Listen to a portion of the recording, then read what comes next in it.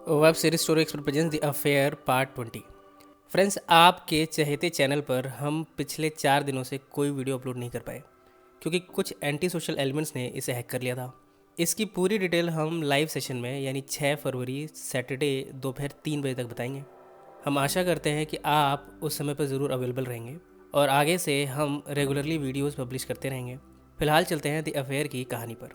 Present में नोआ और एलिसन जॉन के साथ कार में बैठे कोर्ट रूम जा रहे हैं, पर जैसे ही यहाँ पहुँचे मीडिया की और लोगों की भरी भीड़ खड़ी इनका इंतज़ार कर रही थी।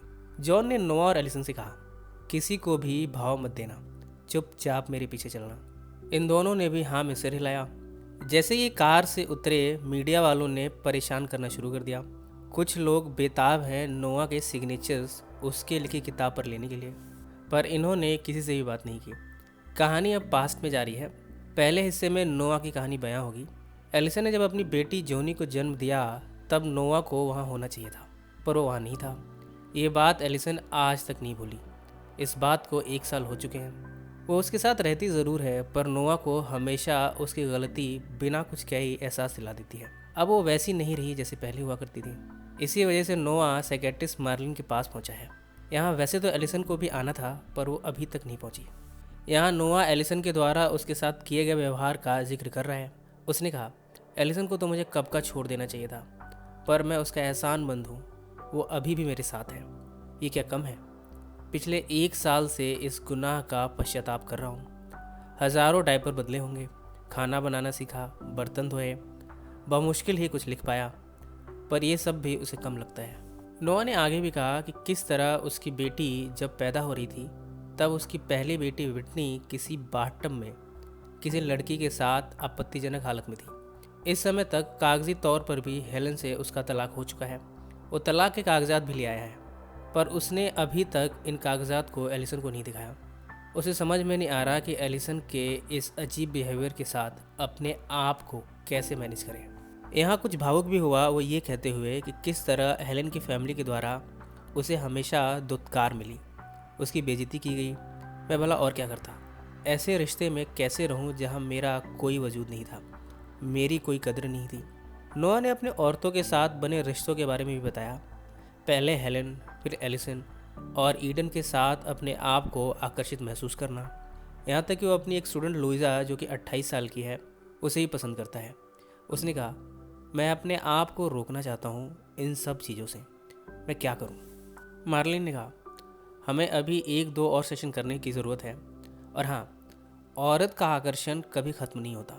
तुम्हें अपनी खुशियाँ किसी और चीज़ में ढूंढनी होंगी, वरना तुम कितने भी रिश्ते बना लो संतुष्ट नहीं होगे, बल्कि अपने लिए मुसीबतें ही बढ़ाते जाओगे। इस बात पर आज का सेशन ख़त्म हो गया है। नोआ ने वादा किया है कि वो एक बेहतर इंसान बनकर दिखाएगा। वापस जब वो घर पहुंचा तब एलिसन ने उसे देखा, झूठ मूठ की स्माइल दी, ऐसे रिएक्ट किया जैसे उसे कुछ खास फर्क नहीं पड़ा कि नोआ यहाँ आया है। एलिसन ने कहा, मुझे माफ़ करना, मैं थेरेपी के लिए नहीं आ पाई, मैं भूल गई थी। एलिसन से बातें करता हुआ वो भी उसके साथ बर्तन धोने लगा, पर एलिसन उसके साथ ऐसे व्यवहार करती है जैसे वो कोई अजनबी हो। कहानी अब प्रेजेंट में आ चुकी है। कोर्ट में नोआ पहुंचा है, जहां जॉन उसके पक्ष में अपनी बात रख रहा है। जॉन ने कहा, स्कॉटी जो कि कोकीन ड्रग में डील करता था, अब उसकी किसी से भी दुश्मनी हो सकती है। उसके भाई कोल के भी रिश्ते थे स्कॉटी की प्रेमिका से। हमें इस पहलू पर भी सोचना चाहिए। वहाँ कितने लोग मौजूद थे, स्कॉटी के कितने लोगों से दुश्मनी थी, इसकी कोई गिनती भी नहीं है। ऐसे मेरे मुवक्किल को उसकी हत्या का कसूरवार ठहराना ज़्यादती है। मेरा मुवक्किल एक बेहतर लेखक है, वफादार पति है और अच्छा पिता है। वो एक अच्छा इंसान भी है। ऐसे में उस पर हत्या का इल्ज़ाम बेबुनियाद है। नोआ उसकी बातों को सुनता जा रहा है, पर वो चुप है। शायद वो अपने आप से ही पूछ रहा है कि क्या वाकई में वो ये सब है। अब कहानी का दूसरा हिस्सा, जिसमें एलिसन की कहानी दिखाई जाएगी। उसकी बेटी जोनी 1 साल की हो गई है। उसे लेट ही सही पर अनमोल तोहफा मिला है उसकी बेटी के रूप में। अक्सर वो उसके साथ ही व्यस्त रहती है, उसकी देखभाल करती रहती है। कभी कभी तो वो उसे गोद में लिए घंटों बिना कुछ बोले ही बैठे रहती है। उसने अपने सारे गम और खुशियाँ जोनी में ही समेट लिए हैं। अब सब कुछ जॉनी ही है उसके लिए। अब शायद नोआ भी उसके लिए ज़्यादा मैटर नहीं करता। इसके साथ ही वो अब मेडिकल की पढ़ाई कर रही है, अपनी क्लासेस रेगुलरली अटेंड करती है, पर क्लास में भी वो जॉनी के बारे में सोचती है। उसने अपने टीचर से कहा, मैं चाहती हूँ कि क्लासेस जल्दी ख़त्म हो जाएं। चलती क्लास में न जाने उसके मन में क्या आया, वो क्लास को छोड़कर घर की तरफ निकल पड़ी। रास्ते में उसे स्कॉटी मिला। वो अपना बिजनेस प्रपोजल लाया है। वो चाहता है कि एलिसन भी उसके इस प्रोजेक्ट में इन्वेस्ट करे। उसने एलिसन के साथ में बैठने की जिद की। फिर कहा, ऑस्कर दिवालिया हो चुका है, उसका लॉबस्टर रोल आधे रेट में बिक रहा है, आधे पैसे तुम डाल दो और आधे मैं, फिर हमें पीछे मुड़ने की ज़रूरत ही नहीं है। एलिसन को यह सब बड़ा अटपटा लग रहा है। वो यहाँ से जाने लगी। स्कॉटी ने उसका पीछा किया। वो उस पर गुस्सा भी हुआ। वो चाहता है कि किसी भी तरह एलिसन को कन्विंस कर ले। उसने कहा, तुम्हारे पति ने अपनी किताब से जो पैसा बनाया है वो हमारी वजह से है। हमारे परिवार को बदनाम करके इस बारे में लिख कर पैसा बनाया है। इसमें हमारा भी तो हिस्सा बनता है, पर मुझे नहीं चाहिए। तुम बस इस प्रोजेक्ट में इन्वेस्ट कर दो। उसने तो लिखा है कि हम ड्रग्स का धंधा करते हैं। एलिसन ने गंभीर आवाज़ में कहा, तो क्या तुम ड्रग्स का धंधा नहीं करते? इतने में जॉनी को लिए उसकी बेबी सिटर गिगी यहाँ पहुँच गई। एलिसन ने गिगी को जॉनी के साथ भेज दिया। इस समय उसे कोल ने मिलने को बुलाया है। वो पहुंची उससे मिलने। या दोनों ने एक दूसरे का हालचाल लिया। एलिसन ने पूछा, अब तुम क्या करते हो? कोल ने जवाब दिया, कुछ नहीं, खर्चे चलाने के लिए छोटे मोटे काम कर लेता हूँ। एलिसन ने कहा, तुमने मेरे घर वाले पैसे को बिल्कुल भी इस्तेमाल नहीं किया, क्यों? इस पर कोल का जवाब था, वो तुम्हारा पैसा है एलिसन, मुझे नहीं चाहिए। एलिसन तो चाहती है कि कोल इन पैसों को अपना ही समझे, पर कोल को इसमें कोई इंटरेस्ट नहीं। उसने बात की दिशा बदलते हुए अपनी गर्लफ्रेंड लुइजा का जिक्र किया। दरअसल कोल अब उससे शादी करने जा रहा है। इसी खबर को देने के लिए एक दोस्त के तौर पर उसने एलिसन को बुलाया था। जब एलिसन से उसने कहा, मैं शादी कर रहा हूँ, तब एलिसन के भाव बदल गए, पर उसने इसे छिपाते हुए उसे बधाई दी।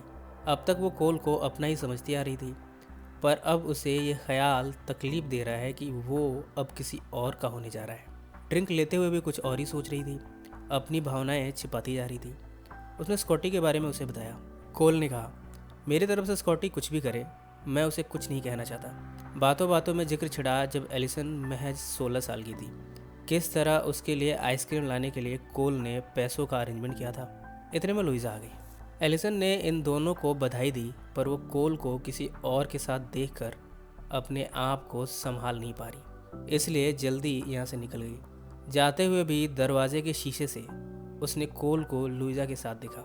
वो सोच रही है कि जो कोल कभी उसका हुआ करता था, अब किसी और से शादी की प्लानिंग कर रहा है। वो सोच रही है कि क्या उसने गलती की थी। जब वो घर पहुंची तब नोआ के दोनों छोटे बच्चे घर आ गए हैं और नोआ जॉनी को गोद में लिए किचन में कुछ बना रहा है। नोआ इस समय थेरेपी से वापस लौटा है। एलिसन ने नहीं आने के लिए माफ़ी मांगी, पर नोआ ये जानता है कि एलिसन ने उसे अभी तक माफ़ नहीं किया है। जब दोनों साथ में एक बिस्तर पर थे तभी जॉनी ने पहली बार डाडा कहा। पहली बार उसने कोई शब्द निकाला है अपनी ज़ुबान से। ये सुनकर दोनों खुश हुए हैं। कहानी अब प्रेजेंट में आ चुकी है। जॉन अपने दिमाग के घोड़े दौड़ाने के लिए कुछ खाने में व्यस्त है। इतने में उसका असिस्टेंट ल्यूक उस चीज़ को जिसमें नोआ के फिंगरप्रिंट्स हैं उन्हें लाया है और साथ में कुछ पेपर भी लाया है।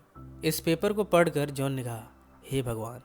उसके चेहरे के भाव बदल गए हैं, पर उसने क्या पढ़ा है ये जानने के लिए हमें अगले पार्ट का वेट करना पड़ेगा। अगर आप अगला पार्ट भी देखना चाहते हैं तो कमेंट में मेंशन करना ना भूलें। आपको ये कहानी कैसी लग रही है अपना फीडबैक भी देते रहें। सो फ्रेंड्स, फिर मिलेंगे ज़िंदगी के किसी नए मोड़ पर।